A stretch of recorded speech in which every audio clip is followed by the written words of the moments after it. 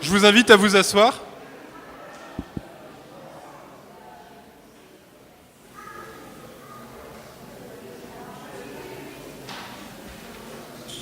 Bonjour à tous and bienvenue. Good morning, everyone. We are very glad that you are here with us. This is for all the English speakers. We say welcome to the worship service this morning.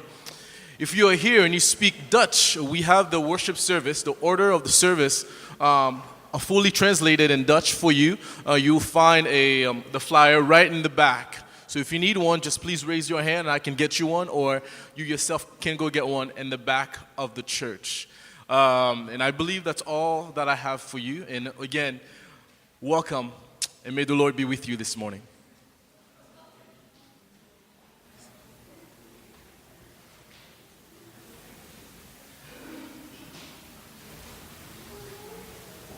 Je vous souhaite la bienvenue dans ce temple, frères et sœurs. Aujourd'hui, sur toute la surface de la terre, le Seigneur rassemble un peuple saint de toute langue et de toute race. Nous aussi, en communion avec tous ces saints, nous répondons à sa convocation pour nous retrouver en son nom, que chacun de vous se sente ici chez lui pour ce moment où nous voulons nous mettre en présence de Dieu, écouter et méditer sa parole. Adressons-nous au Seigneur et remercions-le de nous avoir rassemblés ce matin et remettons-lui ce temps de culte. Ô Maître, Seigneur, Dieu Tout-Puissant, Père de notre Seigneur et Sauveur Jésus-Christ, nous te rendons grâce pour toutes choses et en toutes choses, parce que tu nous as protégés, aidés, gardés et reçus avec bonté, traités avec miséricorde et fait parvenir jusqu'à cette heure. Nous implorons ta bonté, ô ami du genre humain. Donne-nous d'achever ce jour et tous les jours de notre vie en toute paix et dans ta crainte. Éloigne de nous toute envie, toute tentation, toute œuvre de Satan, tout conseil des hommes méchants, toute attaque des ennemis, visibles, mais aussi invisibles. Dans le nom de notre roi Jésus-Christ. Amen. Et nous nous levons pour chanter « Oh que ces choses belles » le psaume 92.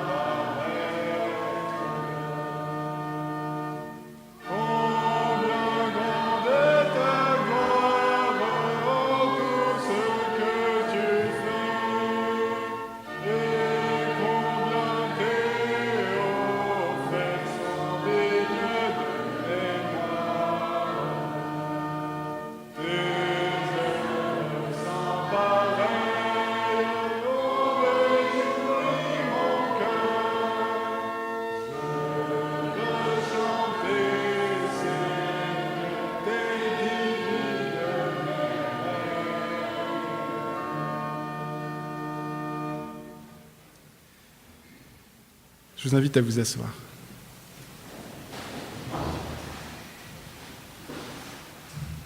Cet été, si vous venez régulièrement au culte, vous vous êtes peut-être aperçu que nous suivons depuis plusieurs dimanches le thème de la persécution et des chrétiens persécutés. Alors aujourd'hui, les prières que nous allons utiliser pendant le déroulement du culte sont pour une grande partie d'entre elles, tirées de la façon dont les premiers chrétiens rendaient leur culte pendant les 4 premiers siècles de l'Église. Frères et sœurs, la parole de Dieu nous dit que c'est l'Éternel qui est Dieu, qu'il n'y a pas d'autre Dieu que lui, et que nous sommes le peuple dont il est le berger, le troupeau que sa main conduit. Louons le Seigneur avec les mots du psalmiste à partir du psaume 96. Je lis. Chantez à l'Éternel un cantique nouveau. Chantez à l'Éternel, vous tous, habitants de la terre. Chantez à l'Éternel, bénissez son nom. Annoncez de jour en jour son salut. Racontez parmi les nations sa gloire, parmi tous les peuples ses merveilles, car l'Éternel est grand et très digne de louange. Il est redoutable par-dessus tous les dieux. Car tous les dieux des peuples sont des idoles, et l'Éternel a fait les cieux. La splendeur et la magnificence sont devant sa face. La gloire et la majesté sont dans son sanctuaire. Famille des peuples, rendez à l'Éternel gloire et honneur. Rendez à l'Éternel gloire pour son nom. Apportez des offrandes et entrez dans ses parvis. Prosternez-vous devant l'Éternel avec des ornements sacrés. Tremblez devant lui, vous tous, habitants de la terre. Dites parmi les nations, l'Éternel règne. Aussi le monde est ferme, il ne chancelle pas. L'Éternel juge les peuples avec droiture. Que les cieux se réjouissent et que la terre soit dans l'allégresse, que la mer retentisse avec tout ce qu'elle contient, que la campagne s'égaye avec tout ce qu'elle renferme, que tous les arbres des forêts poussent des cris de joie devant l'Éternel, car il vient pour juger la terre. Il jugera le monde avec justice et les peuples selon sa fidélité. Frères et sœurs, il est digne et juste. Il est digne et juste. Il est digne et juste de louer et de bénir notre Dieu. Il est depuis toujours et règne pour toute éternité. Lui seul habite les hauteurs et voit jusqu'au fond des abîmes. Créateur du ciel, de la terre, de la mer et de tout ce qu'il renferme. Le Seigneur est assis sur le trône de sa gloire et c'est lui qu'adorent les anges et toute la nuée des témoins. Levons-nous, allons dans sa présence pour chanter ses louanges. En chantant, nous venons dans ta présence, suivi de c'est vers toi que je me tourne.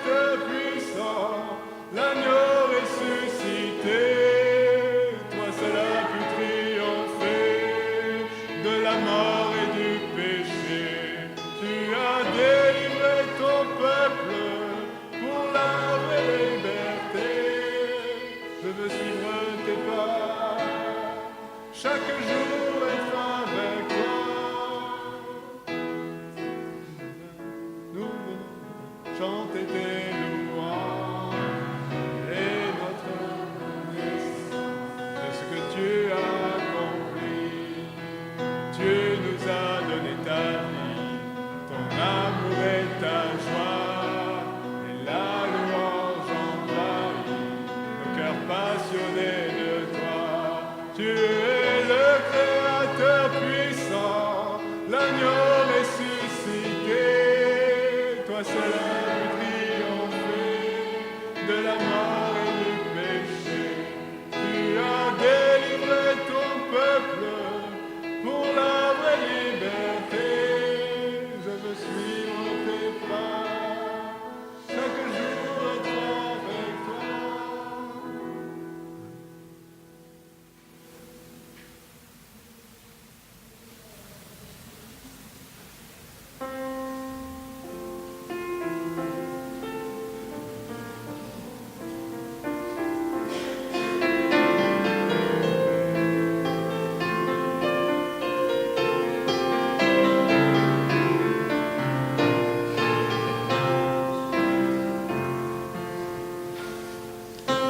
Vers toi que je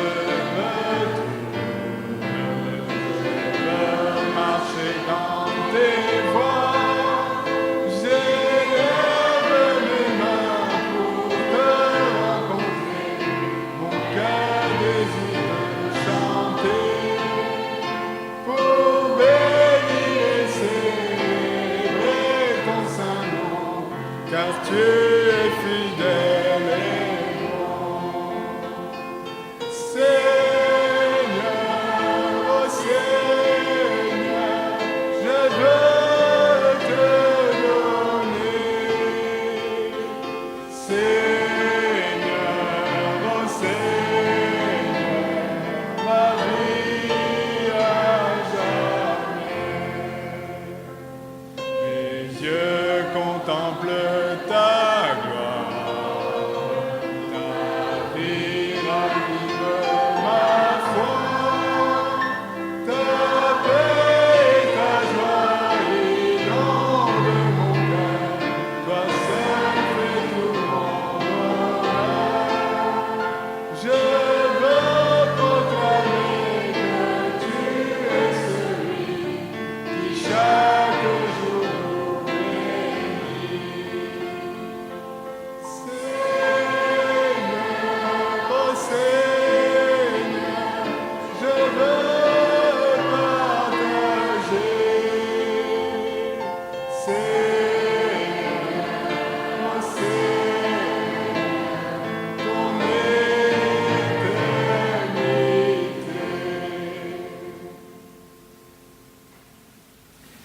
Je vous invite à vous rasseoir.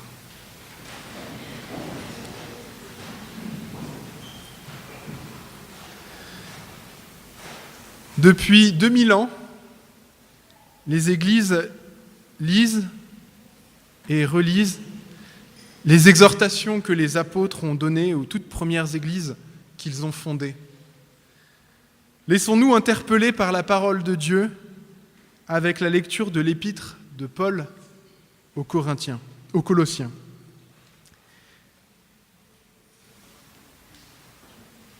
Si donc vous êtes ressuscités avec Christ, cherchez les choses d'en haut, où Christ est assis à la droite de Dieu.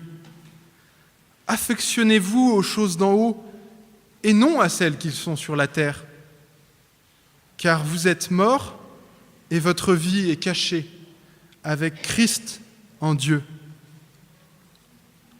Quand Christ, votre vie, paraîtra, alors vous paraîtrez aussi avec lui dans la gloire. Faites donc mourir les membres qui sont sur la terre, l'impudicité, l'impureté, les passions, les mauvais désirs et la cupidité, qui est une idolâtrie. C'est à cause de ces choses que la colère de Dieu vient sur les fils de la rébellion, parmi lesquels vous marchiez aux autres fois, lorsque vous viviez dans ces péchés. Mais maintenant, renoncez à toutes ces choses, à la colère, à l'animosité, à la méchanceté, à la calomnie, aux paroles déshonnêtes qui pourraient sortir de votre bouche. Ne mentez pas les uns aux autres, vous étant dépouillés du vieil homme et de ses œuvres, et ayant revêtu l'homme nouveau qui se renouvelle dans la connaissance, selon l'image de celui qui l'a créé. Il n'y a ici ni grec, ni juif, ni circoncis, ni incirconcis, ni barbare, ni scythe, ni esclave, ni libre, mais Christ est tout et en tous. Ainsi donc, comme des élus de Dieu, saints et bien-aimés, revêtez-vous d'entrailles de miséricorde, de bonté, d'humilité, de douceur, de patience. Supportez-vous les uns les autres. Et si l'un a un sujet de se plaindre de l'autre, pardonnez-vous réciproquement. De même que Christ vous a pardonné, pardonnez-vous aussi. Mais par-dessus toutes ces choses, revêtez-vous de l'amour qui est le lien de la perfection. Et que la paix de Christ, à laquelle vous avez été appelés pour former un seul corps, règne dans vos cœurs. Et soyez reconnaissants que la parole de Christ habite parmi vous abondamment. Instruisez-vous, exhortez-vous les uns les autres, en toute sagesse, par des psaumes, par des hymnes, par des cantiques spirituels, chantant à Dieu dans vos cœurs sous l'inspiration de la grâce. Et quoi que vous fassiez, en parole ou en œuvre, faites tout au nom du Seigneur Jésus, en rendant par lui des actions de grâce à Dieu le Père. Jusqu'à là, la lecture de la parole de Dieu. Frères et sœurs, le projet de Dieu pour nos vies, c'est de faire de nous des témoins de la gloire de son Fils Jésus. Dieu veut que nous soyons rendus semblables à Jésus dans son caractère, dans son amour, dans son humilité. C'est pourquoi je vous invite à vous lever et à chanter comme une prière « Te ressembler, Jésus, c'est mon espoir suprême ».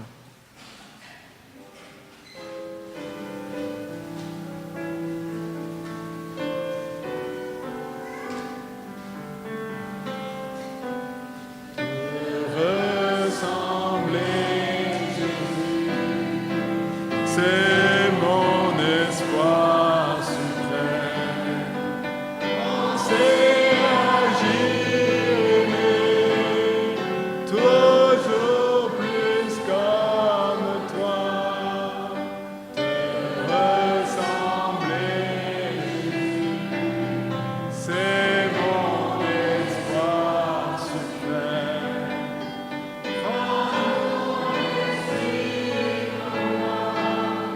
Semblable à toi,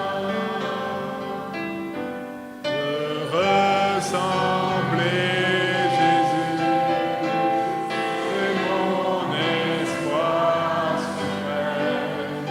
Penser, agir, aimer, toujours plus comme toi.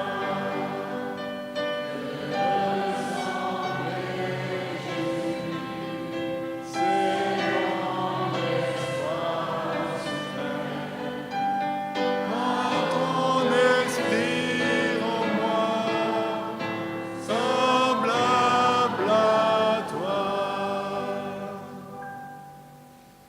Je vous invite à vous asseoir.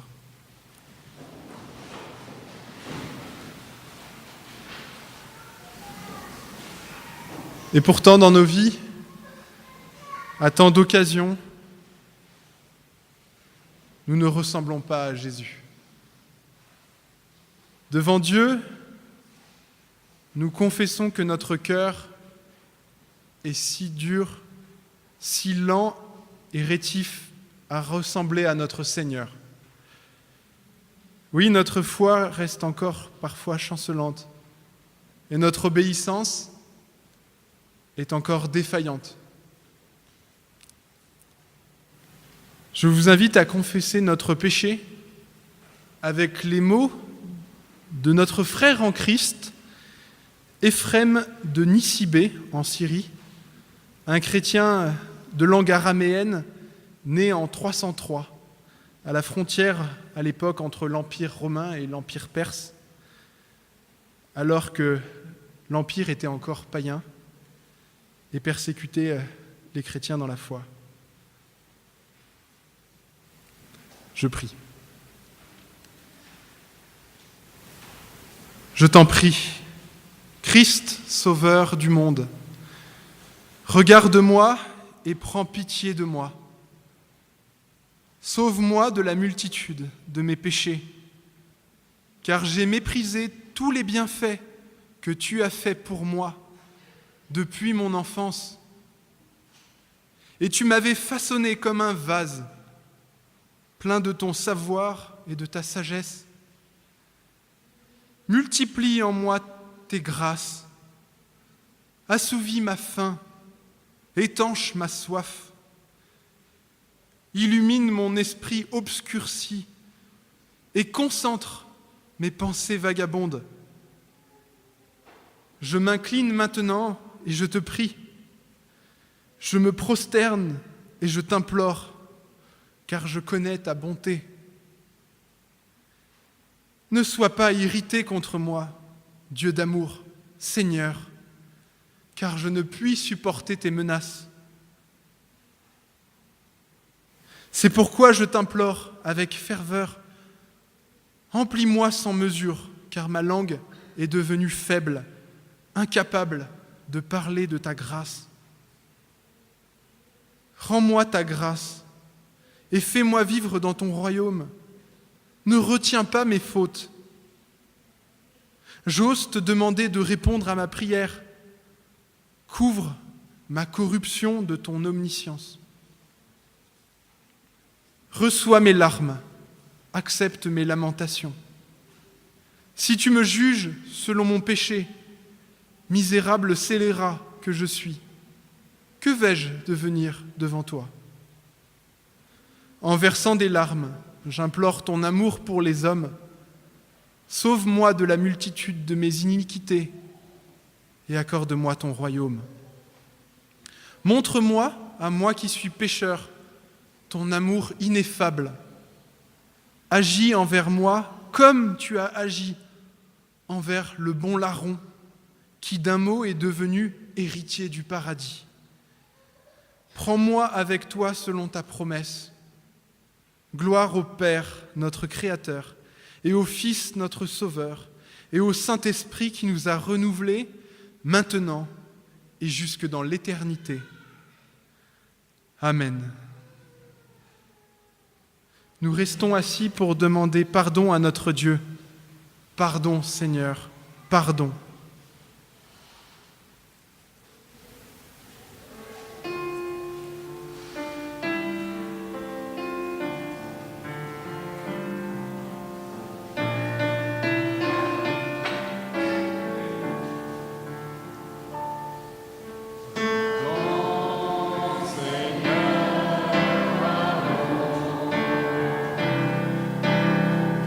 Notre orgueil de résistance.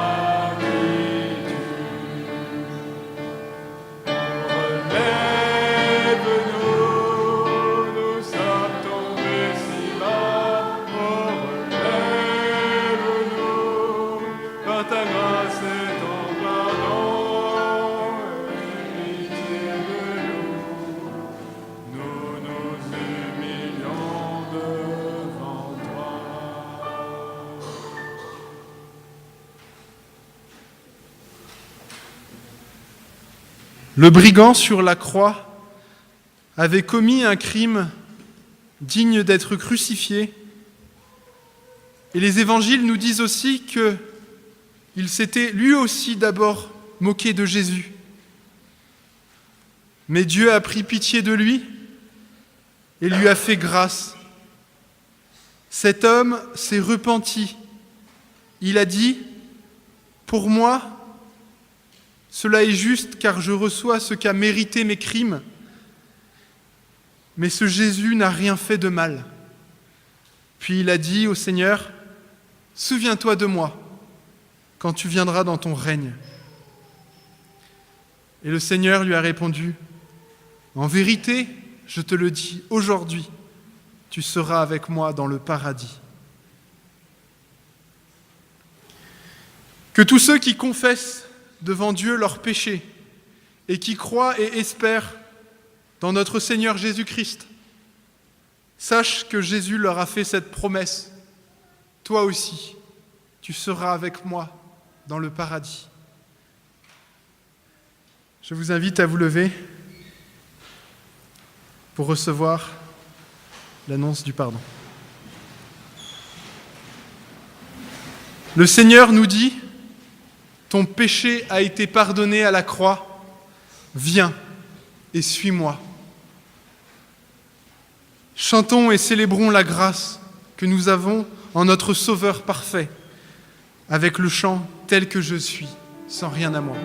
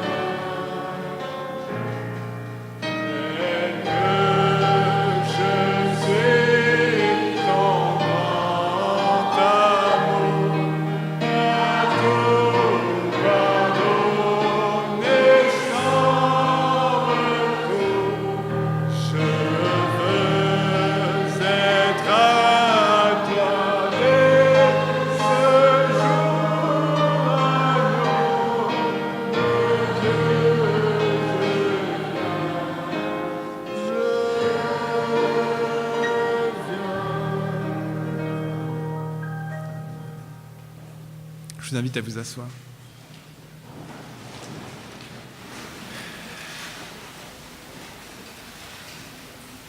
Comme cela était la coutume, tous les dimanches, les églises fondées par les apôtres mettaient de côté quelque chose de leur bien pour pourvoir aux besoins de la communauté.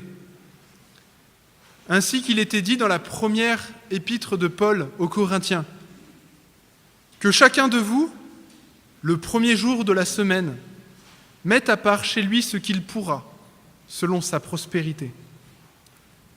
Remercions Dieu pour les bienfaits qu'il nous donne quotidiennement en donnant en retour pour la vie de notre assemblée et pour la propagation de l'évangile du salut, de façon libre et selon ce que dicte le cœur.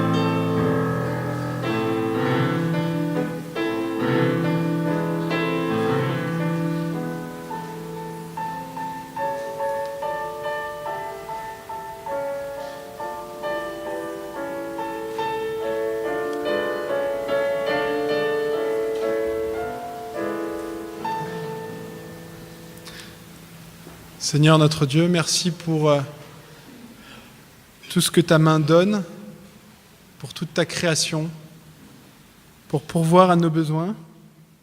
Et Seigneur, nous te remercions aussi de tout ce que nous pouvons mettre à part pour toi, pour que l'annonce du salut soit faite,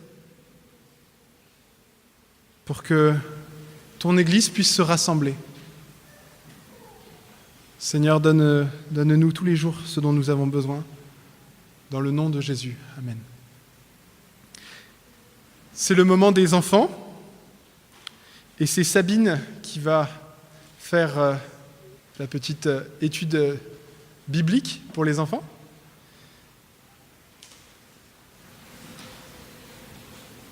If you have children, you can send them here, and they will learn something about the Bible.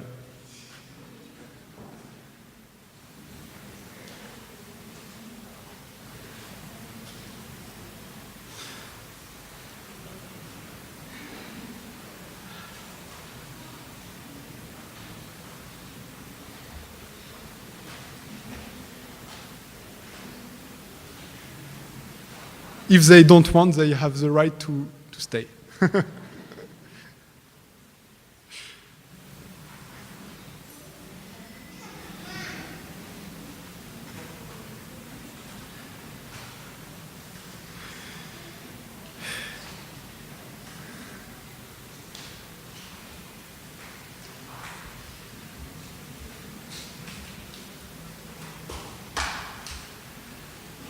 Seigneur notre Père, nous te bénissons et te remercions pour les tout petits enfants. Ton Fils a dit, laissez venir à moi les petits enfants, ne les en empêchez pas. Seigneur, les plus petits comme les plus grands, tous ont besoin de ta parole. Ils ont besoin, Seigneur, que tu leur envoies ton esprit. Et Seigneur, tu n'as pas réservé ton Esprit Saint pour les adultes seulement, mais tu l'as donné abondamment aux plus petits, qui dès le ventre de leur mère te prient et te louent. Seigneur, accorde ton esprit à tous ces enfants, fais-leur sentir ton amour et ta grâce et ta joie de les connaître. Dans le nom de Jésus, Amen. Ça va être bientôt le moment de la prédication. Mais avant cela, nous allons prier pour demander au Seigneur l'appui de son esprit. Et nous allons le faire avec les mots des premières églises chrétiennes d'Égypte. Nous prions, je vous invite à prier. Ô Maître et Seigneur Jésus-Christ, notre Dieu, qui a parlé par tes bienheureux disciples et à tes saints apôtres en disant « Beaucoup de prophètes et de justes ont désiré voir ce que vous voyez et ne l'ont pas vu, entendre ce que vous entendez et ne l'ont pas entendu. Mais vous, vous êtes heureux, car vos yeux et vos oreilles ont vu et ont entendu. Seigneur, puissions-nous être dignes d'entendre et de mettre en pratique tes saints évangiles par la puissance de ton esprit de vie. En ton nom, nous te le demandons. Amen. Rodrigo, je t'invite. Marche.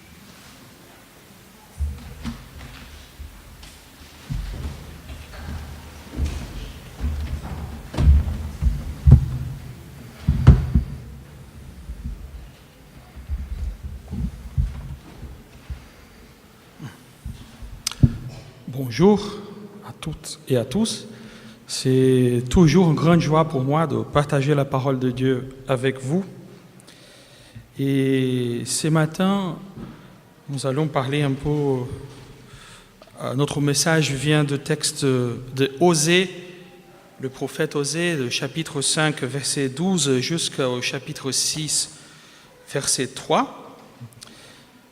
Et j'ai des bonnes et des mauvaises nouvelles. Je commence avec des mauvaises, je pense que c'est mieux de le faire toujours comme ça. Et la mauvaise nouvelle, c'est qu'aujourd'hui, on parle de maladie. Et je sais bien que personne n'aime pas être malade, ni parler de maladie. Bon, je suppose qu'il y a certains qui aiment en parler, mais normalement, on n'aime pas toucher ces sujets de maladie. Bon, la bonne nouvelle, c'est qu'on va parler aussi de guérison.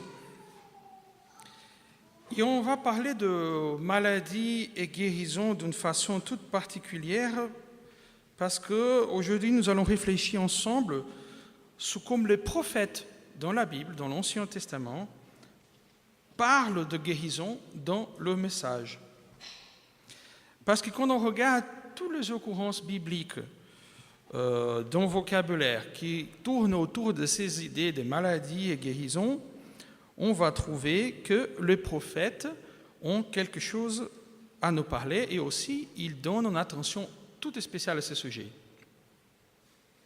Et ça ne nous étonne pas parce que la guérison était ou faisait partie d'office des prophètes, de leurs activités normales.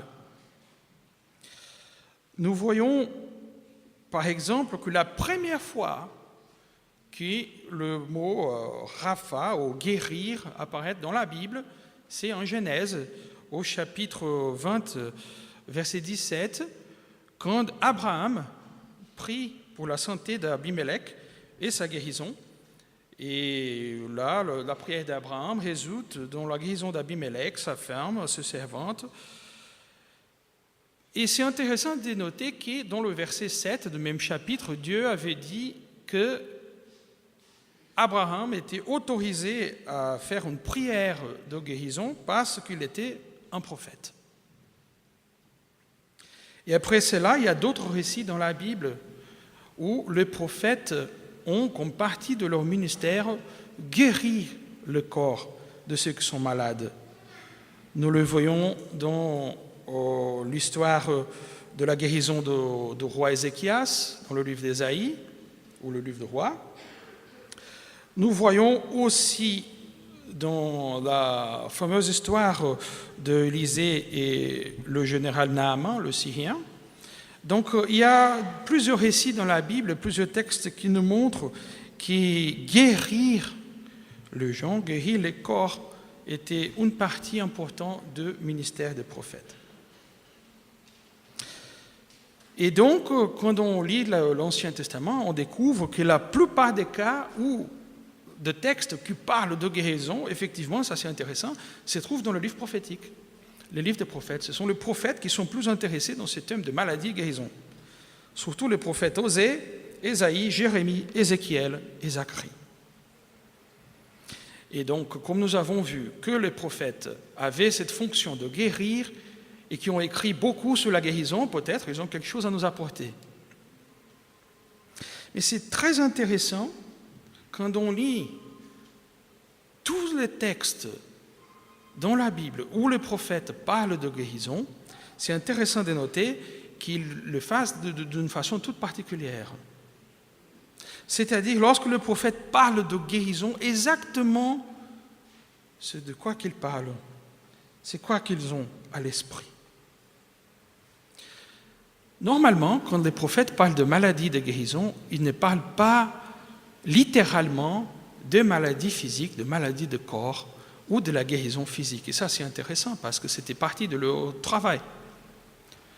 Mais quand ils parlent de sujets, ils ne parlent pas de maladies physiques, mais ils utilisent toujours l'idée de maladies et guérison comme des images, de métaphores, pour parler de la situation spirituelle, émotionnelle, sociale, enfant, pour parler d'autre chose et pas de la maladie dans un sens littéral. Mais aussi, quand on parle de guérison, il parle de cette façon aussi métaphorique, de cette façon spéciale. Donc, cette idée de parler de maladie pour représenter soit le péché, soit les conséquences du péché pour la vie du peuple d'Israël, pour la vie de chaque individu,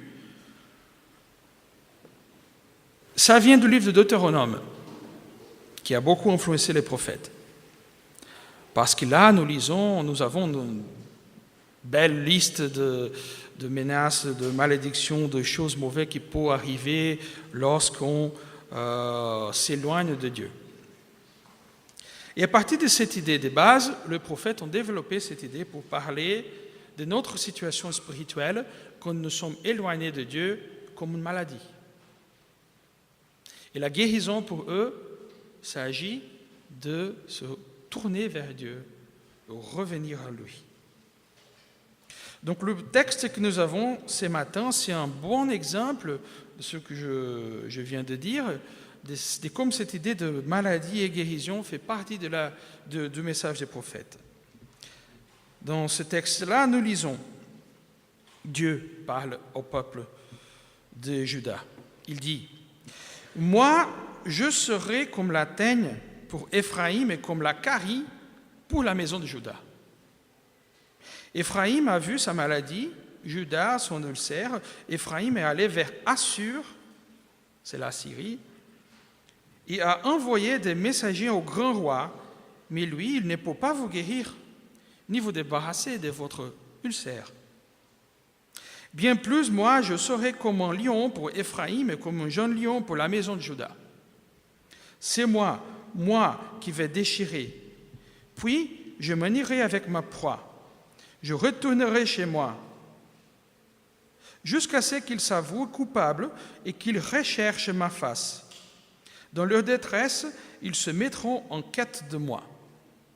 Venez, retournons vers le Seigneur. C'est lui qui a déchiré et c'est lui qui nous guérira.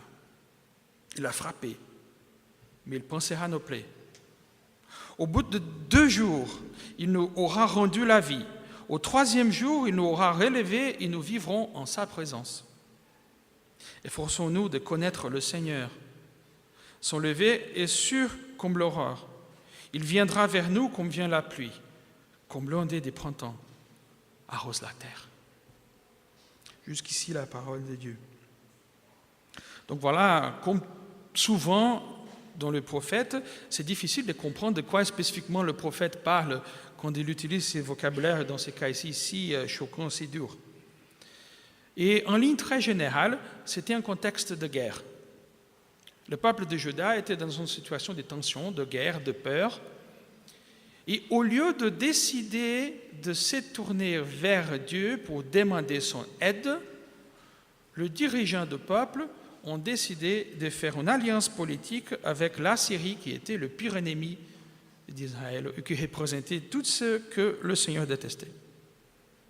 Donc, en réponse à cette action, où le peuple a décidé de ne pas suivre Dieu, mais chercher l'aide d'un autre pouvoir, le prophète donne ce message au peuple. Et c'est un texte très dur.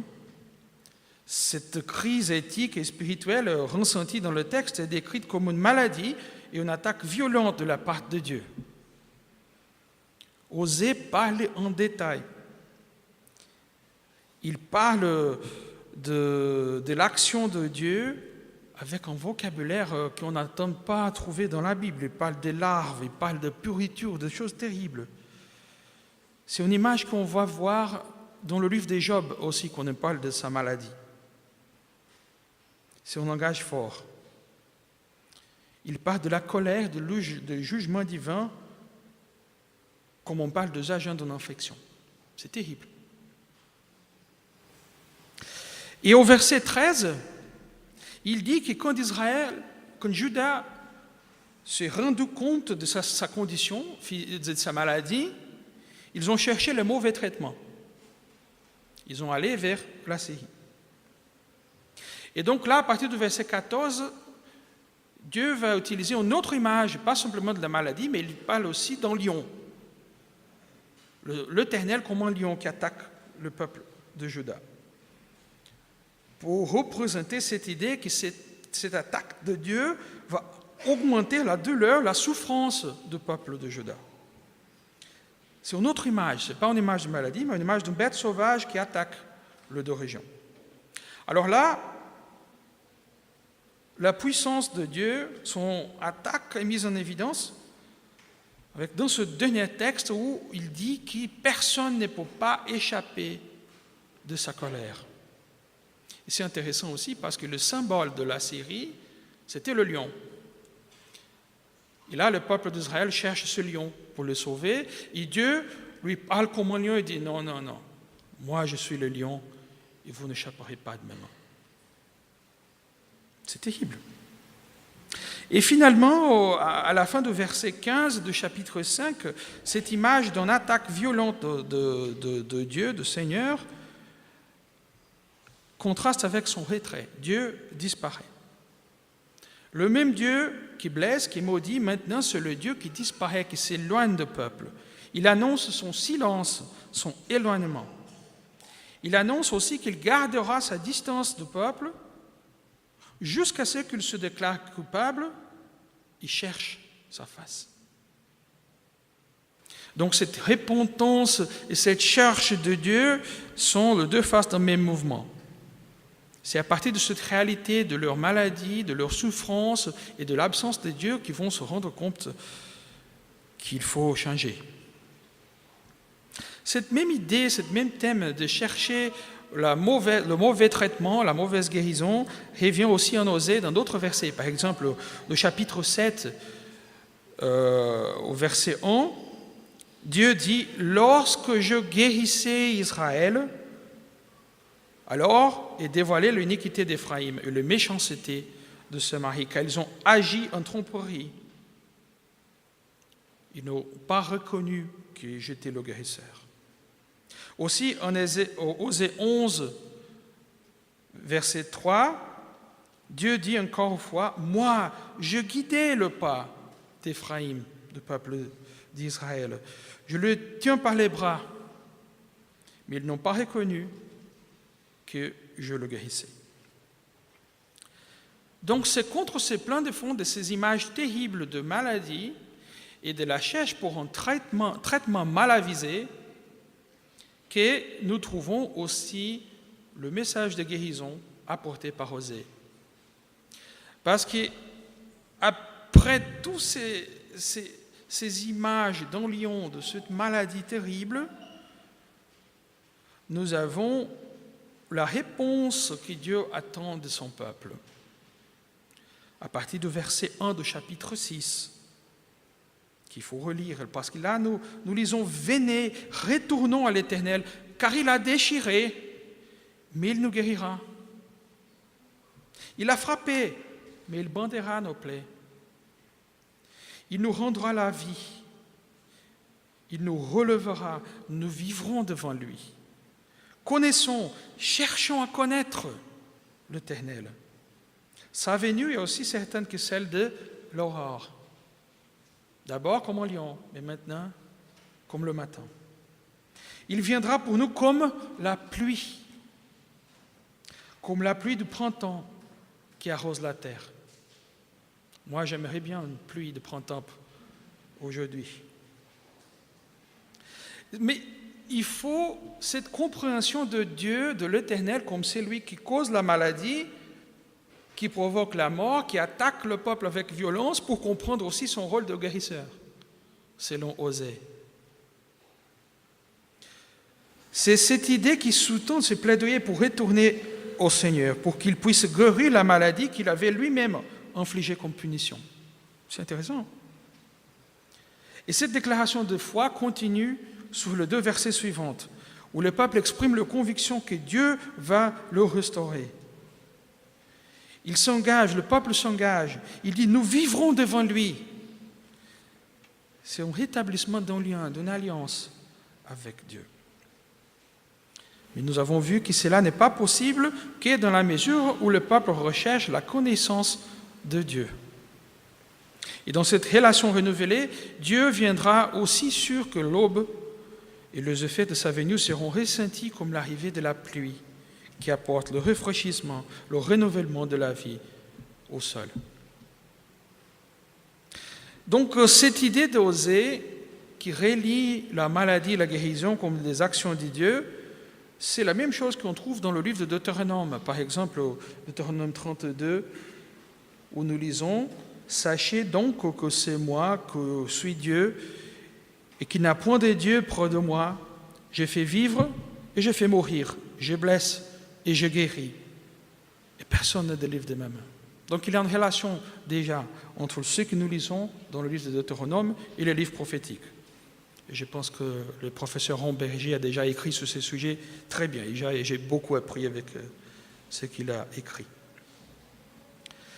Donc l'une des expressions, des leçons les plus importantes qu'on apprend à partir de ces textes, c'est cette idée que souvent, quand le peuple d'Israël se rendait compte qu'il était malade dans ce sens symbolique, c'est-à-dire qu'il était loin de Dieu, que leur pays, leur société, leurs relations interpersonnelles étaient tout détruites, tout endommagées, lorsqu'ils se sont rendus compte, ils cherchent d'abord un mauvais traitement.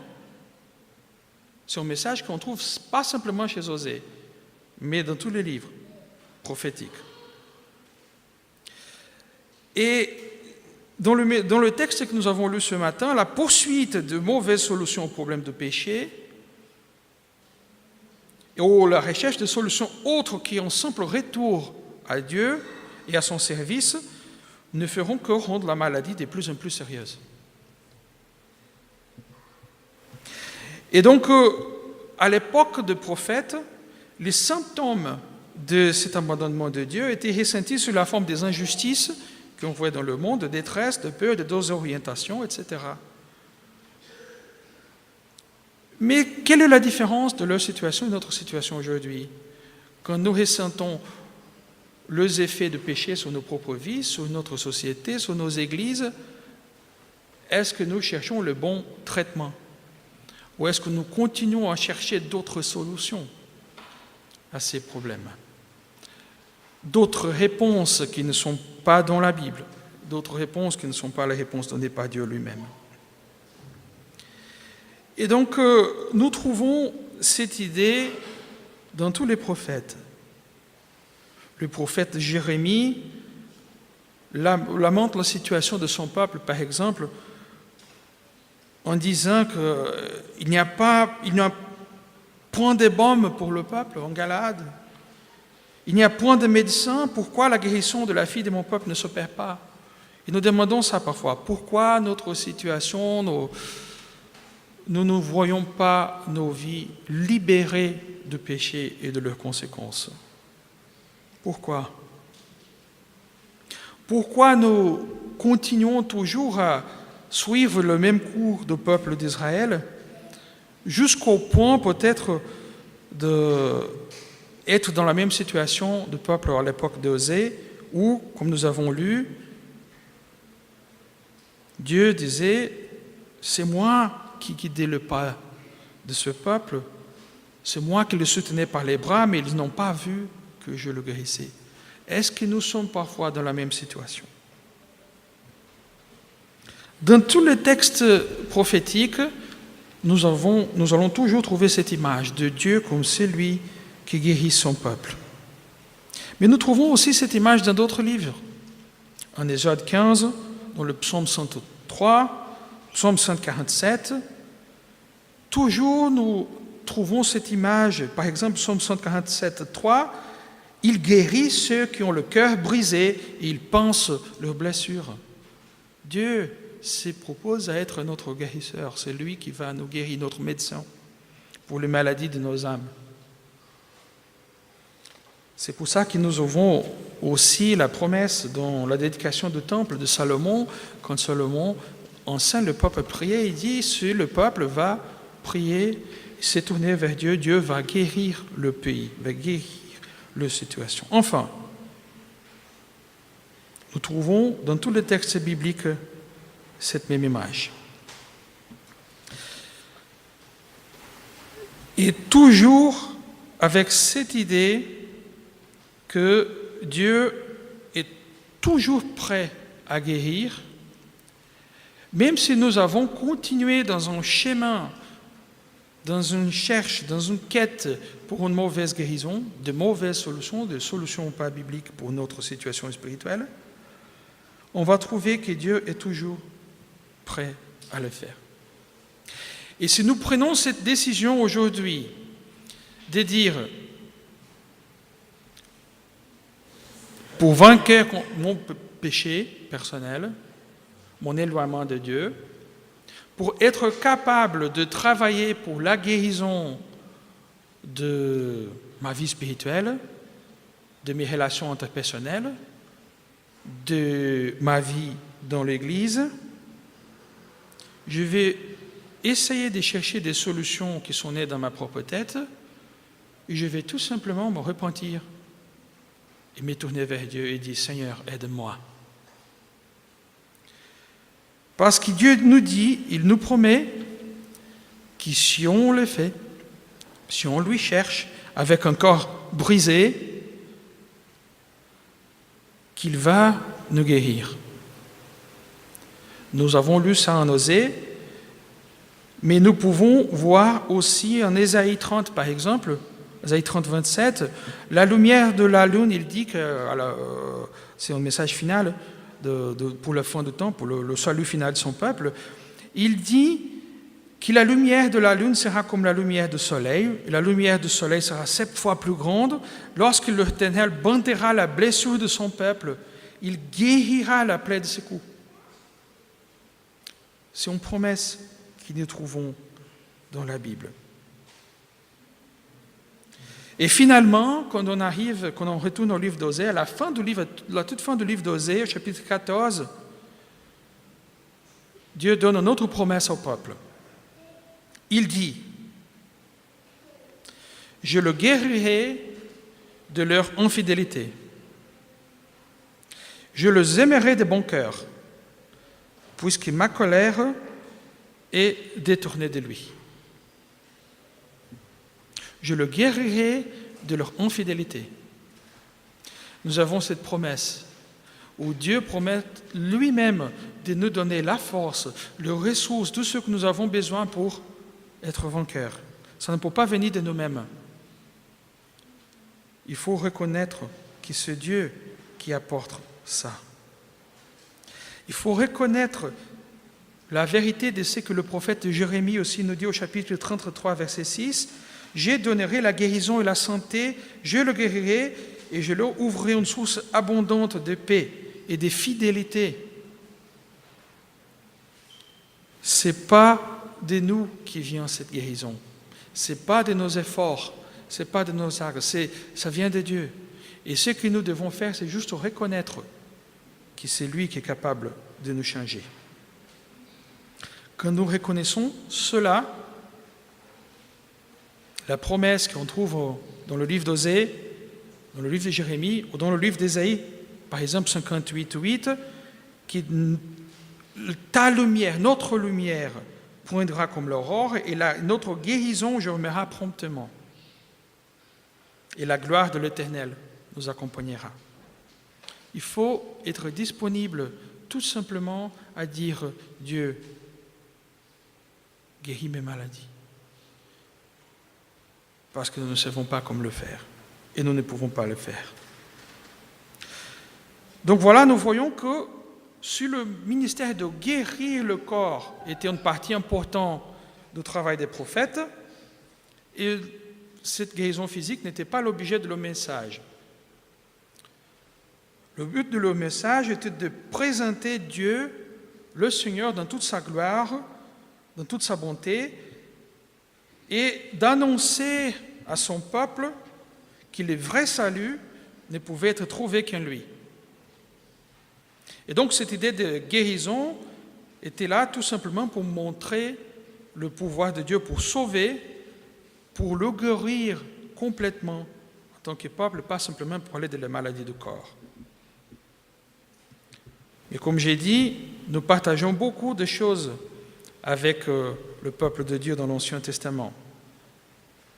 Et donc cette image de maladie, guérison, pour nous parler aujourd'hui, quand nous réfléchissons sur nos vies, nos églises, notre monde. Et nous ressentons toujours des symptômes de ces maladies. Nous ressentons comme individus les effets d'un monde qui est tombé sous le péché. Et c'est vrai aussi que nous cherchons souvent le mauvais traitement. En vez de chercher le Seigneur et sa connaissance, nous cherchons l'aide de la Syrie. Et donc, je voudrais terminer cette méditation aujourd'hui avec un dernier texte prophétique. Parce que nous avons vu que le prophète nous dit que la maladie pourrait représenter toutes les faiblesses de nos âmes et toutes les conséquences de nos péchés, et que la guérison représente l'action de Dieu pour nous sauver. Mais il y a un autre texte prophétique qui parle quel était le coût de cette guérison pour le Seigneur. En Ésaïe 53, verset 5, nous lisons que le Seigneur Jésus, annoncé prophétiquement, le Messie était blessé pour nos péchés, brisé pour nos iniquités. L'échâtiment qui nous donne la paix est tombé sur lui, et c'est par ce meurtrissement que nous sommes guéris. Donc, quand le peuple de Dieu avait dépassé toute possibilité de guérison, le Seigneur s'est offert pour être blessé à leur place. Et c'est dans cette blessure, la maladie qu'il a reçue, que nous trouvons une guérison réelle et éternelle. Donc voici le cœur du message prophétique. C'est le Christ seul qui nous guérit de toute maladie. Pour la maladie dont il n'avait point de guérison. Et la guérison est venue à cause de son sacrifice. La nouvelle alliance par laquelle nous sommes guéris, c'est une nouvelle alliance dans son sang. C'est à partir de sa souffrance que nous sommes guéris.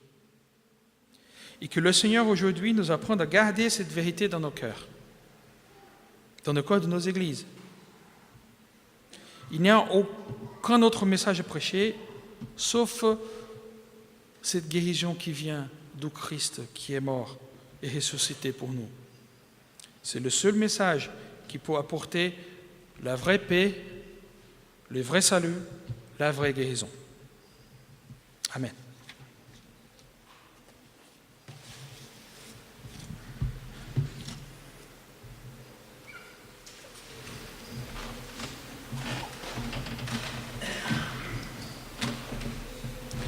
Nous chantons « Nous chantons le chant « Chef couvert de blessures » pour répondre et pour louer notre Seigneur qui s'est chargé de nos maladies.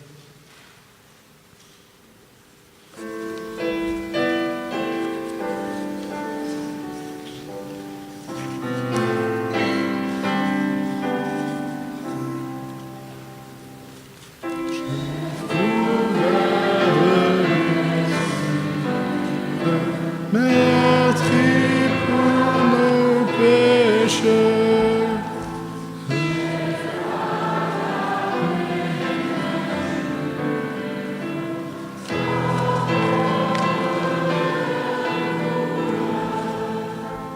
des splendeurs éternelles, naguère environnés. C'est l'épine cruelle qu'on couronner. C'est ainsi que tu paies le prix de ma rançon. Tes langueurs et tes plaies, voilà ma guérison. Mon âme criminelle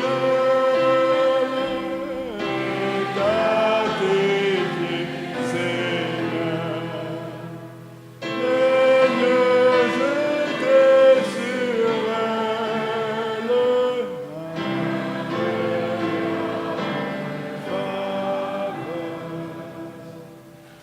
au sein de ma misère, sauvé par ton amour. Pour toi que puis-je faire que t'offrir en retour?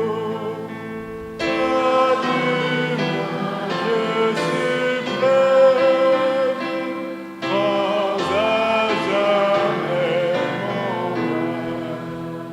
Qu'il te serve et qu'il t'aime, plein de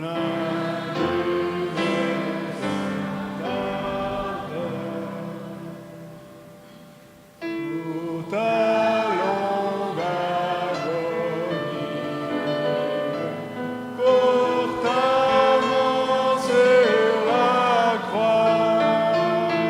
Je veux toute ma vie te louer, roi des rois.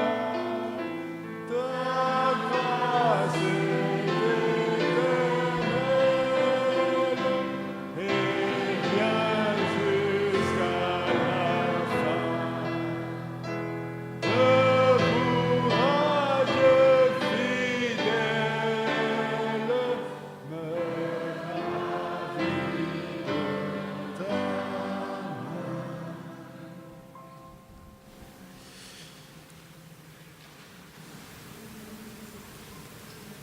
J'invite maintenant le conseil presbytéral, et Rodrigo, s'il veut bien, à s'avancer. Nous allons former un arc de cercle derrière la table. C'est le moment où le Seigneur nous invite à partager le repas. Nous sommes très nombreux aujourd'hui, il fait très chaud. Alors, de façon plus pratique, nous allons prendre la Sainte Seine à nos places.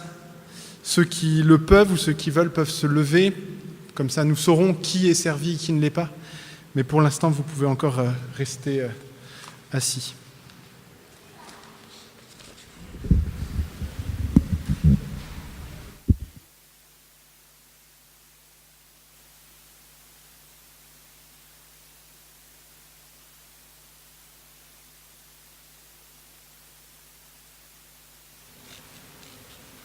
Écoutons comment le Seigneur a institué ce repas. Le Seigneur Jésus, la nuit où il fut livré, il prit du pain et après avoir rendu grâce, il le rompit et dit « Prenez, Mangez, ceci est mon corps, donné pour vous. Faites ceci en mémoire de moi. » De même, après avoir soupé, il prit la coupe et dit : « Cette coupe est la nouvelle alliance en mon sang.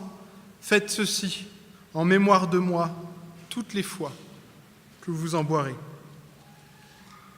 Ainsi, toutes les fois que vous mangez de ce pain et que vous buvez de cette coupe, vous annoncez la mort du Seigneur jusqu'à ce qu'il vienne. » Élevons nos cœurs vers le Seigneur. Prions. Maintenant, Seigneur, tout est entre tes mains.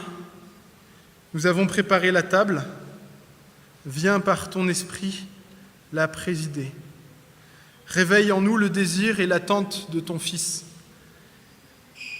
Envoie sur nous ton Esprit Saint pour qu'en recevant ce pain et cette coupe, nous sachions communier à ta personne, à ta vie, à ta bonne nouvelle, à ta résurrection. Voici ce que tu as dit, Seigneur. Tu as dit : « Je me tiens à la porte et je frappe.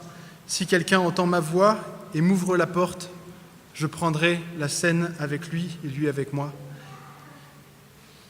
Voici, Seigneur, ce repas qui annonce le royaume que tu nous charges de proclamer. Sois avec nous.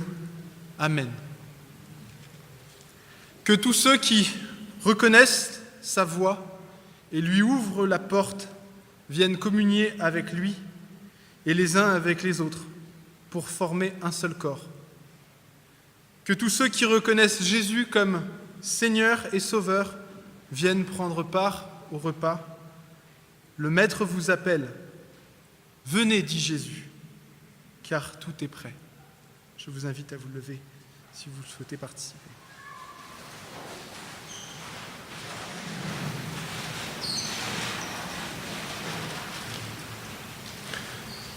Nous te remercions, ô notre Père, pour la sainte vigne de David, ton serviteur, que tu nous as révélée par Jésus, ton Fils. À toi la gloire pour les siècles.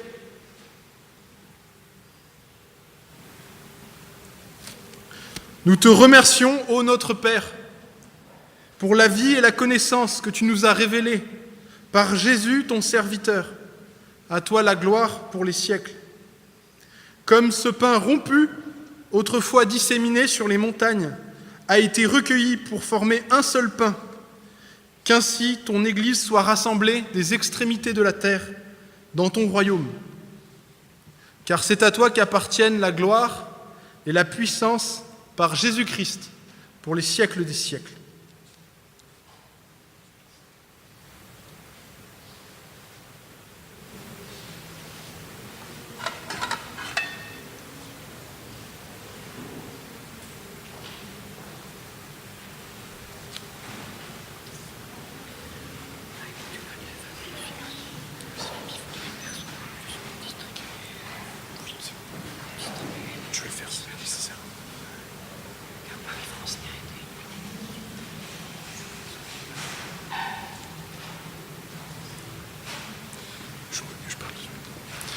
Pour ceux qui ne prennent pas de vin, mais préfèrent du jus de raisin, le raisin sera dans les petits gobelets que nous ferons passer aussi.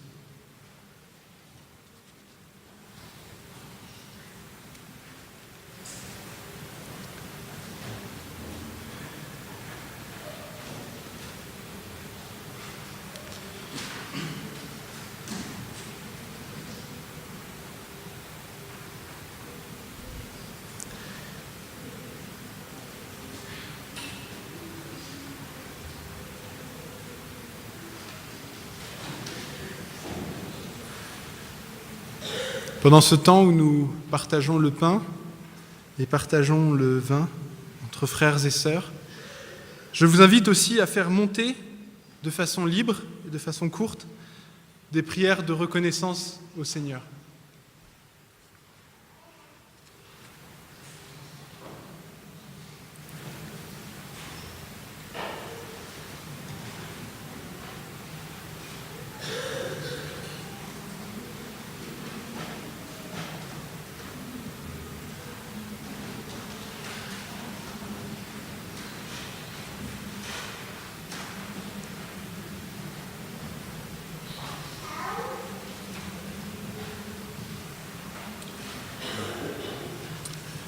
And for those who wish, in the cup you will find the wine. In the small little cup that's being passed around, you will find grape juice. So the small cups are grape juice, and in the silver cup is the wine. Merci. Torrent d'amour et de grâce, amour du Sauveur en croix, à ce grand fleuve qui passe, je m'abandonne et je crois à ton sacrifice, ô Jésus, agneau de Dieu, et couvert par ta justice, j'entrerai dans le saint lieu.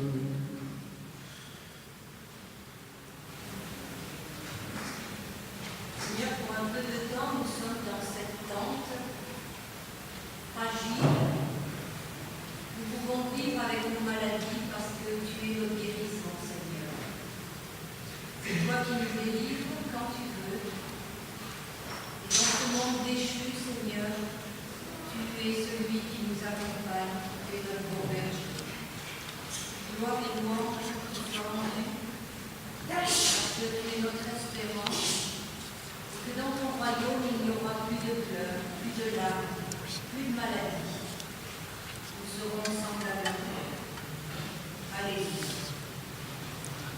Amen, amen. Amen.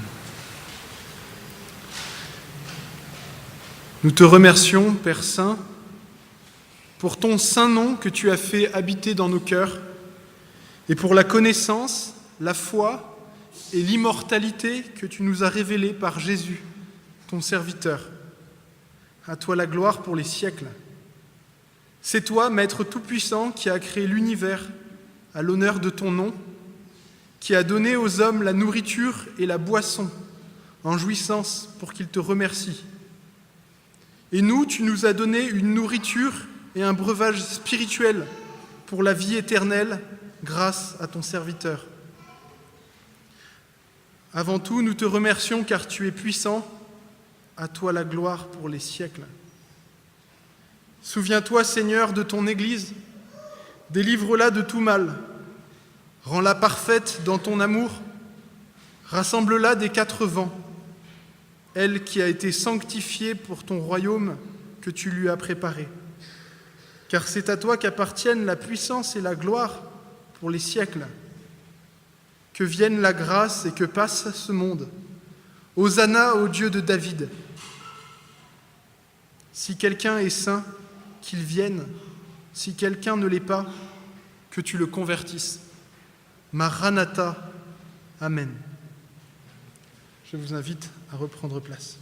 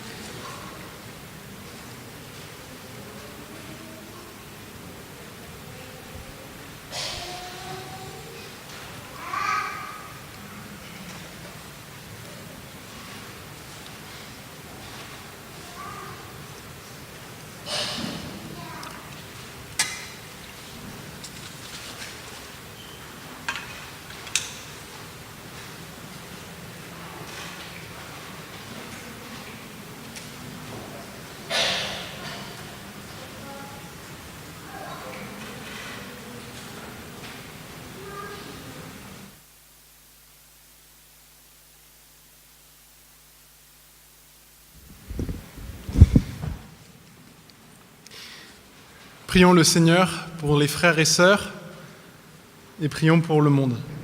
C'est le temps de la prière d'intercession. Seigneur notre Dieu, tu vois toutes les maladies de ce monde, tu vois toutes les souffrances et toutes les peines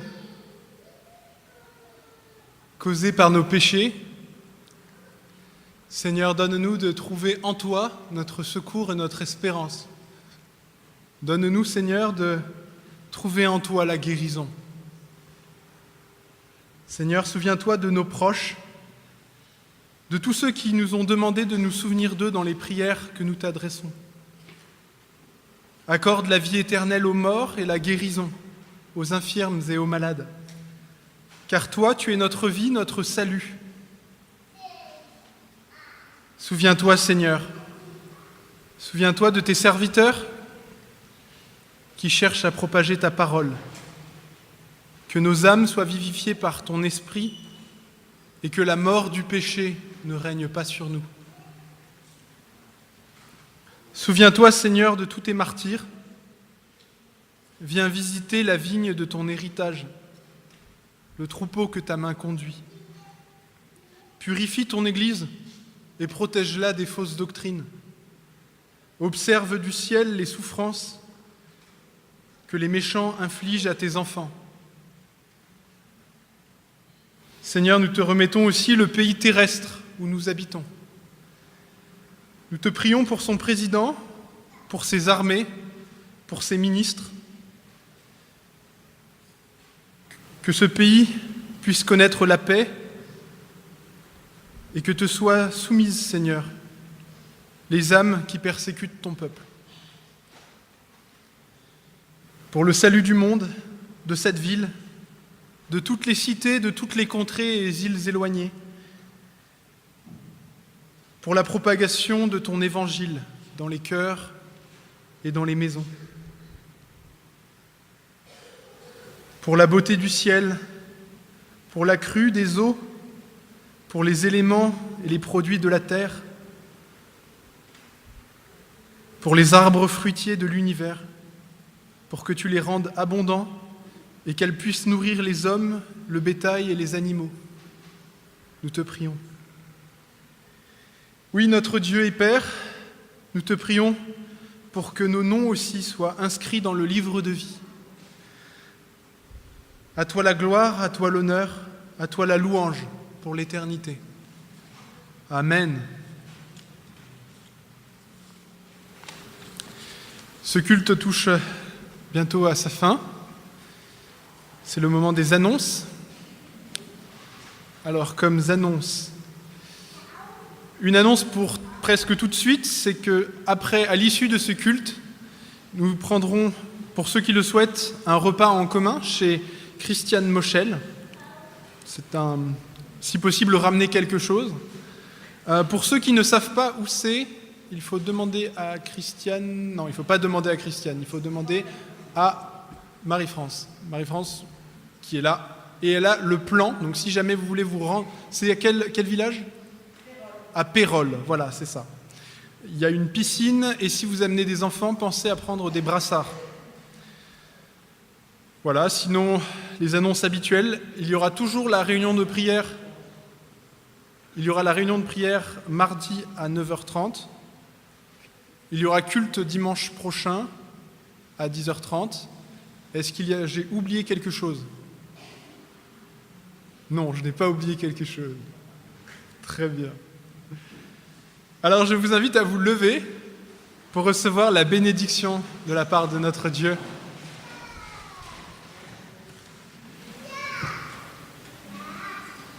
Le Seigneur a donné cette prière pour bénir les enfants d'Israël.